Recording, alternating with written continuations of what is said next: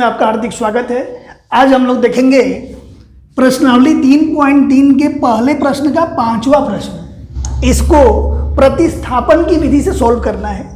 तो मैं आपको 3-4 प्रश्न तो इसके पहले प्रतिस्थापन की विधि से सोल्व करके बताया था। ठीक उसी प्रकार से इसको भी सोल्व करना है।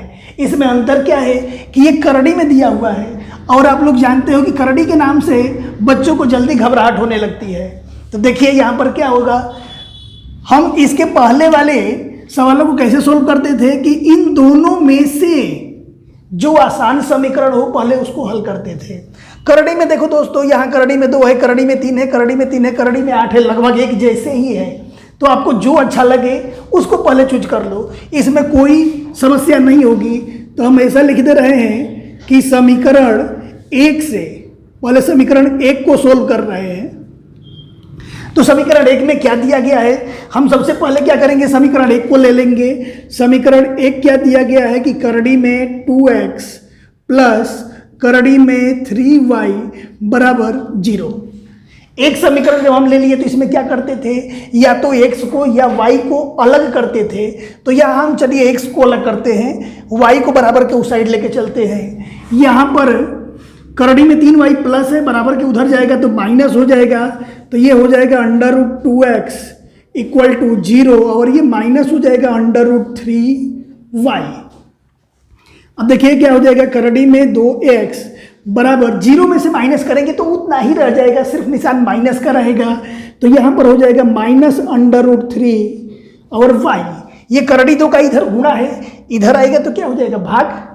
तो यहाँ x बराबर क्या लिख देंगे कि माइनस करड़ी में 3y इसके बटे में करड़ी में 2।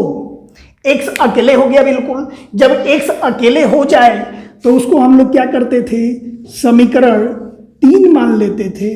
तो इसको हम मान लेंगे समीकरण 3। अब देखिए दोस्तों, कौन सा समीकरण लिए थे, 1 लिए थे।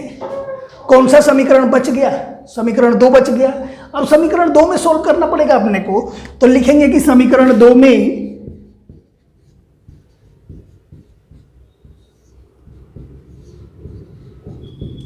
x बराबर कितना मान रखना है, करड़ी में 3y उसके बटे में करड़ी 2 रखने पर रख देते हैं समीकरण 2 में। समीकरण 2 देखिए क्या दिया गया है, यहाँ पर क्या है समीकरण 2 में, सबसे पहले है करड़ी में 3। तो यहाँ पर हम लिखेंगे करड़ी में 3। यहाँ x है, जब यहाँ x है तो x के जगह पर क्या करेंगे, पूरा कीमत रख देंगे, ये वाला पूरा कीमत रख देंगे x के जगह पर। तो ब्रैकेट लगा देना। तो ये हो जाएगा माइनस करड़ी में 3y और इसके बटे में करड़ी 2। देखिए समीकरण 2 में सबसे पहले क्या है, यहाँ करड़ी 3 है तो करड़ी 3 कर दिए, x है तो x के जगह पर पूरा ये कीमत रख दिए। फिर यहाँ है माइनस और ये है करड़ी में 8 और ये y है तो y बराबर 0। कोई टेंशन नहीं, सिर्फ करड़ी वाला एक बार गुणा करना है। देखिए प्लस माइनस का गुणा माइनस हो जाएगा। करड़ी 3 में करड़ी 3 का जब गुणा होगा तो करड़ी में 9 आएगा। साइड में आप करके देख लीजिए, करड़ी 3 गुणे करड़ी 3 कितना आ जाएगा, करड़ी में 9। 9 का वर्गमूल आपस क्या आता है, 3 आ जाता है।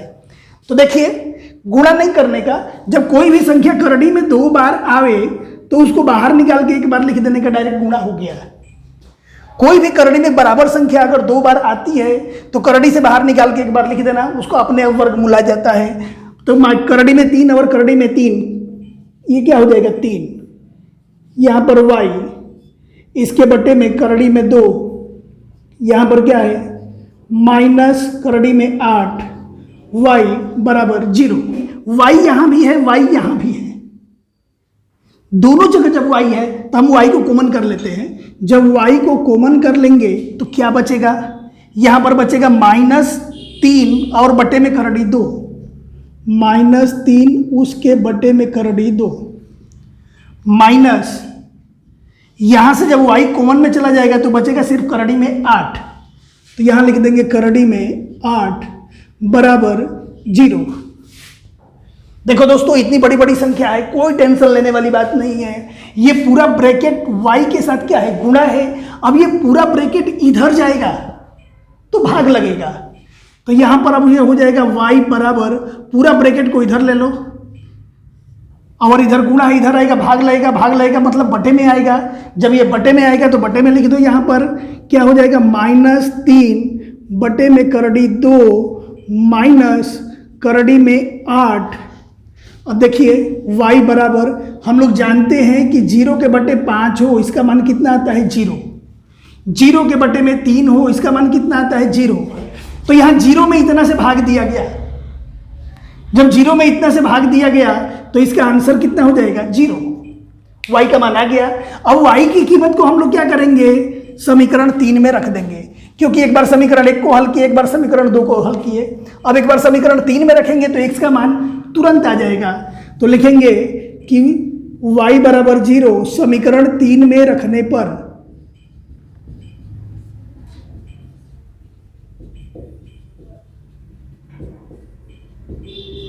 यहां पर क्या है x है तो x बराबर माइनस करड़ी में 3 है, यहां y है तो y की जगह पर अपने क्या रखना है 0, उसके बटे में करड़ी 2 है, इसके बटे में करड़ी 2, x बराबर करड़ी 3 में 0 का गुणा होगा। आप लोग जानते हो कि जब भी किसी भी संख्या में 0 का गुणा होता है तो उसका मान 0 हो जाता है। तो ये ऊपर हो जाएगा 0 और उसके बटे में करड़ी 2, 0 में फिर किसी भी संख्या का भाग देंगे तो इसका आंसर कितना हो जाएगा 0, यानी x बराबर क्या आया 0 और y बराबर भी हम पहले से हल कर दिए हैं, कितना आया है 0, और यही दोनों मान अपना क्या हो जाएगा आंसर आ जाएगा।